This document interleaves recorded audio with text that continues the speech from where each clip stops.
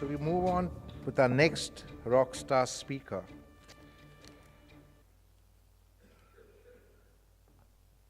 I have the privilege of knowing Marco Carrano for around a year now, and we've exchanged some ideas about his dreams, my dreams, our ideas. And Marco's been working in India with large business groups. He's an architect of Italian origin, now settled in India, and hopes to make India his home. Marco Carrano. I need to get my...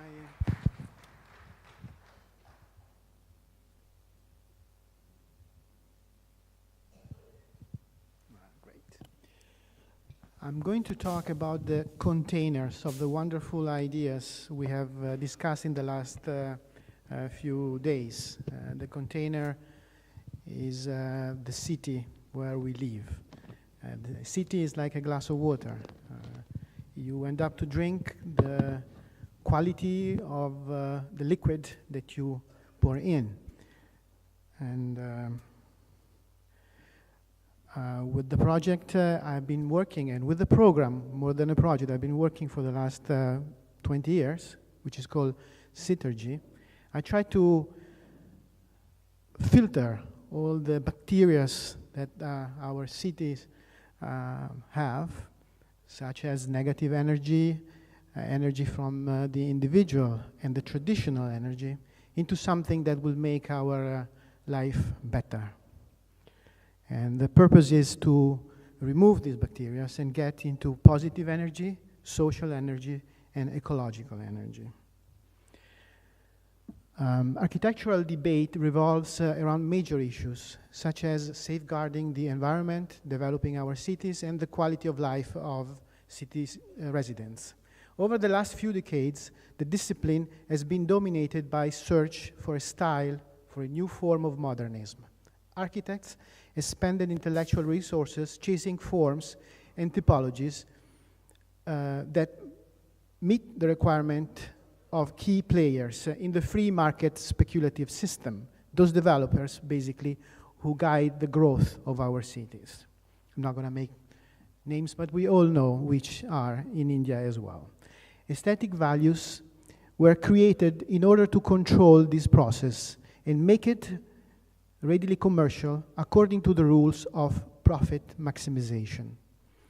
Formal research and composition formulas with materials were aesthetically pleasing and created myths and schools of thoughts. However, they curtailed the creative freedom and downsized the disciplinary debate of architecture. Another form, another style will not enable people, city residents, to live better. The ideologies of the consumeristic systems are no longer current. The architectural profession must speak about changes which are underway. It must show a commitment to themes that affect people, to fundamental problems in our life. It must provide a context and a form for these changes. The effort is not directed against the rules of the free market, but rather at seeking a new project ideology that pairs new values with the rules of the free market. The role of the architect is crucial for the society, for the future. We can contribute to the destruction of many ills generated by uncontrolled consumerism. This project trusts in the direction of change. Well, do you know the negative energy that we get out of traffic, noise, pollution, delayed connection, no parking space, lack of green? Those are all the effects of what we are creating in our cities. Well, everything happens because a lot of people moved from the rural area and came to the city and created a wonderful market for those that own the land, and they said, okay, let's give them business opportunities and places where to stay, adopting a speculative process, which is the real estate market. The only thing that came in place to control this expansion was the zoning regulations, or all those rules that the municipality puts in place to control somehow the way we put our lives together. And in doing so, the one that actually are playing the game, they learn how to make the maximum of these rules and reduce the amount of quality that they can give to our lives by creating a square footage cost that does not include everything that cannot be accountable. Means basically what I try to say is that when someone develops something and develops a building or develops something, it tries just to make sure that whatever money invest, they get back into a square footage base, and all the rest, it doesn't get accounted, such as the sidewalk, the sewage, the parking, the green, everything that goes beyond something that he can say to the client, well, listen, pay for it. Therefore, the city was left to take care of that part. And we know how difficult it is for our cities all around the world. This is not just India, this is all over the world, how difficult it is to put money and a good planning behind something that has a governmental decision maker. So here are our negative energy grows because of the quality of life of the people is not there. But what developers did and what they try to figure it out is, okay, I can't give them really quality of life, but I can try to figure it out how to make interesting what I do, just individualizing my project. So here, for example, in the residential area sector, I make a marble bathroom inside the house. I put a nice brand refrigerator, and therefore the cost and the value goes even higher. And basically, architecture and architects they got involved into developing shapes and formal things in order to make it more attractive for the users. And together with the things that are not included in the square footage price, they started also to eliminate those projects that they cannot enjoy, or they don't have the monetary possibility to enjoy all the beautiful things that they got included in the design. And what you see here in these images are not from India. These are for very rich countries, from America and from Italy, where projects, what they call it, or popular houses were built. And it is in these places where we have the drugs, criminality, prostitution, uneducation, everything growing in the major of our cities. Oh boy. Well, then I have to go faster. I move. Here are the cities now. What is a Sytergy? Sytergy is a place that expands within the urban area and the highways and the railroad and the underground. And what Sytergy tries to do is create different purposes for the buildings, like, for example, a parking lot, which is the connection of the main roads where it comes. At that point, you will be changing your vehicle, your way of transportation within the city, and that will become something that is eco-friendly. The buildings we are going to create in Sytergy are buildings that are producing energies. They are not consuming energies and then giving back energies to the grid. And here are some of all the buildings should have as a rule in order to be sustainable. But then Sytergy also offers to the existing grid complex and buildings that are sustainable, and they connect the old with the new, such as shopping complex, educational and museum complexes, sport and wellness complexes, and everything goes back to what used to be a city like Pompeii, where the quantity of quality services offered to the citizen was in multiple of what we can experience right now. But nothing will be interesting for our discussion if Synergy will not be actually taking care of what is the first thing that we have to. And the first thing that we have to discuss is the dwelling for everybody. And the dwelling for everybody has to do with what is called affordable houses. And affordable houses, because only in India in the next few years, so 10 years, I don't know exactly when the plan will be implemented, there are going to be more than 100 million. What defines affordable houses is something that goes from as a sold price, because we are still in the real estate market, goes sold as from 1 lakh to 10 lakhs. I have worked in this program, and I'm working in this program, and that's when affordable houses will come in place.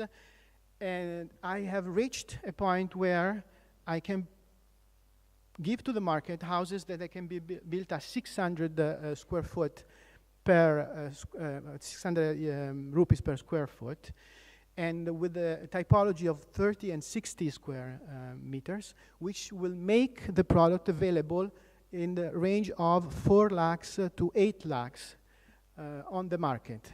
The 4 lakhs and the 8 lakhs, they give 50% margin of profit to the developers, which could be an interesting project. I have called this program Prefabulous, just because I want to make sure that whatever is get designed in this range of product has also the same appealing and fantastic sounds like when we build a hotel or when we build a museum. So the Prefabulous houses, they will be built in stages, and this is some of them. This is the layout that offers on the 30 square feet houses. This is the layout for the 60 square feet houses, 600 square feet houses. And the idea is to combine prefabulous homes with the quality of life of Central Park in Manhattan, the gallery in Milano, and the project in Chicago. It is just by combining these two projects, the prefabulous homes and the quality of life that we want, we will be able to have a better city. So basically, and to conclude, Synergy is a new architectural ideology that searches for the substance of architectural composition in social disciplines, technological advantages, ecology, and the fundamental needs of individuals. The clients of reference are those who believe that the future implies an obligation to give a fundamental element in the accumulation of wealth. Thank you.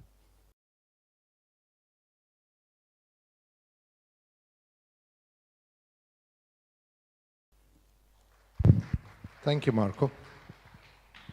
You may take center stage. We'll have questions and answers for Marco if you have any. Any questions for Marco on Synergy? Yes, Aditya. May we have the microphone for Aditya, please?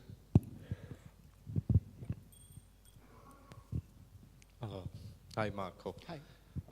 I trained to be an architect, so there's a little bit of interest in the way you're looking at things. So essentially, to accomplish these, you're looking at prefabricated structures or using prefabrication technology to build these houses, if I'm not mistaken. That's where the name Prefabulous comes from. So then, also, are you looking at a different, or what is considered to be the paradigm shift in the entire zoning, the regulation, and the regulatory parameters of construction? Because there are very strict norms in Indian cities. For designing, there is a height limit, there is an FAR. No. It is within the rules and regulations of the city zoning, whatever it is in any place. And the second part of that is I just about managed to see a glimpse of the individual DUs, the dwelling units, but are you looking at reducing the individual privately owned space vis-a-vis the social space at large, which is why you're saying that the individual house becomes smaller and therefore more affordable, but you're giving so much more in the terms of social, entertainment, interactive spaces which are commonly held, and therefore an individual will own a smaller part of that, but yet own it collectively and therefore build a community feeling around it. That's it. Well said. That's what it is. This is exactly what it is. Thank you. And it combines with the fact that Sometimes I see or I've seen new development where the amount of square footage given to a property, to a house, a single house, it's astronomical. I mean, sometimes there are houses for 2 people, 3 people, or 400 square meters. I said, what do they do with that? I mean, why do I need for 2 people 400 square meters? You know, the Eat Highland effect, someone was talking about before, it is going to be enormous if you multiply that for 1,000 people. Why? We don't need that. So yes, the answer is yes. So I'm very happy to see that another architect has understood the idea, because any idea for action should be easily understood so that it can be replicated in any place. And that's the whole idea of creating ideas for action. Thank you, Aditya, for that. Any other question? Yes, Mr. Mike Rana. Hello. Yeah. I'm quite impressed with the prefabricated structure and the architecture that you have proposed and you are going through. The question that I have for you is, in India, we have so many cities which are already constructed, and there are not enough places or space available for constructing new things. Even if the places are available, politically, our leaders are not building new cities. So could you please explain a little bit about how we can use this kind of technology in cities like Kanpur, Ludhiana, or Jalandhar, which are already constructed and which are already overflowing with population and with lack of infrastructure? Well, the lack of infrastructure is directly connected to what I try to say or what I try to do. In fact, what I'm saying is that if there is an overpopulation, this population should be well distributed. And this distribution should come through a proper design and constructed development that follows. Now, the question here is that the land is the major factor that determines how the city expands. Therefore, and with the land, the biggest one of all is where do I put the people that actually they expand the city? Because it doesn't matter how beautiful my project could be. When I have 100,000, 200,000 people to dwell, they are going to impact the existing structure, no matter what. No matter how well done has been, taking Chandigarh for example, if I input so many people, they will affect my structure. So the idea is first, we find the right solution for these people. First, we put them in the proper dwelling situation. Now, in order to do that, again, the government can help them or not, because a lot of these land are privately owned. That's the reason why in this particular project of Prefabulous, I am giving 50% margin of profit for a landowner, for whoever wants to undertake these kind of projects. And these projects are quite significant because you are not going to build 300-400 houses. You are talking every time 20,000, 30,000, 40,000 houses. So if you add a margin of 50% to each one of these houses, multiply for the number, it becomes an interesting subject also for the real estate and landlords. Thank you. We have a question from Pooja. Thank you, Marco. Hi, it sounds like a dream, honestly. Wish you all the very best. I think it's clearly going to be the solution for India's problems of, why is this, is it possible to just make it a rural project so that we actually develop rural India? Because the reason the cities are suffering is because there is no development in rural India. Also, how do you prevent, people from, who can afford houses that are more affordable than this from not, illegally buying into your projects? And again, monopolizing. Let's look at 1 second. There has to be also a rural program, and has to be. I have not dealt with it. I'm working on the city. This is a project for the city. But yes, I believe very much that the migration from the rural area should be not in the terms that it is right now. And with that, projects should be made to make the quality of life of the rural area much better than what they are. What I am offering from the rural areas is the accessibility to those educational and those cultural programs that they also have people in the rural area to enjoy. That's the reason why in Synergy, these activities, they are on the periphery, which they will allow the people from the rural area to have access to them, because interconnection and between the social classes is the next fundamental thing in order to grow a better society. There are no doubts about that. Now, as far as how you control these kind of developments in the way that speculation doesn't come in place, as an architect, I can offer the solution how to do it. The governmental rules is what they will make sure that what is planned stays the way it is. But usually, when something is good and goes on the good direction, everything else follows up, in the sense that it will be difficult. I don't know. I mean, I'm idealistic about it. But yes, the purpose is that actually a 4 lakhs house, the one that I was able to bring on the market, I will be able to bring on the market, this 4 lakhs house goes exactly to someone that needs that house, and that will stay at that price, and the banks and the people that will be selected to have that house will have it and not jump to someone else or something else. Thank you, Marco. Thank you, Pooja. Any other questions? Okay. Thank you. We shall move on. Thank you, Marco, for a very compelling presentation on Synergy, and all the best for the project. And I hope other people also replicate the idea in other parts of the world. Thank you so much.